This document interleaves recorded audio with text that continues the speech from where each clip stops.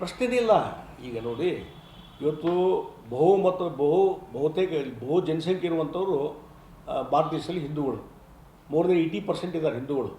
ಹೀಗಾಗಿ ಇದು ಹಿಂದೂ ರಾಷ್ಟ್ರ ಅಂತ ಅಫಿಷಿಯಲಿ ನೀವು ಕರೀದೇ ಇದ್ದರೂ ಸದಕ್ಕೆ ಇದಕ್ಕೆ ಹಿಂದೂ ರಾಷ್ಟ್ರ ಅಂತ ಜಗತ್ತಿನಲ್ಲಿ ಮಾನ್ಯತೆ ಇದೆ.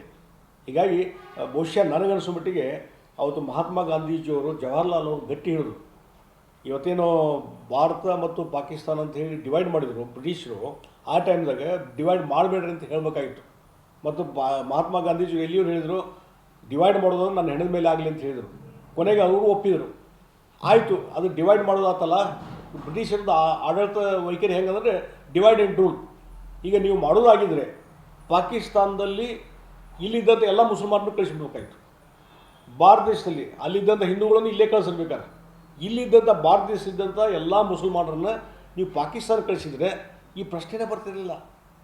ಹೀಗಾಗಿ ಇವತ್ತು ಹಿಂದೂ ರಾಷ್ಟ್ರ ಅಂಥೇಳಿ ನಾವು ಸಂವಿಧಾನದಲ್ಲಿ ಘೋಷಣೆ ಮಾಡದೇ ಇದ್ದಾಗೂ ಸಹಿತ ಮೋಹನ್ ಜಿ ಭಾಗವತ್ ಅವರು ಏನು ಹೇಳಿದಾರಲ್ಲ, ಅದಕ್ಕೆ ಹಿಂದೂ ರಾಷ್ಟ್ರ ಅನ್ನೋದ್ರ ಬಗ್ಗೆ ಜನಮನ್ನಣೆ ಇದೆ.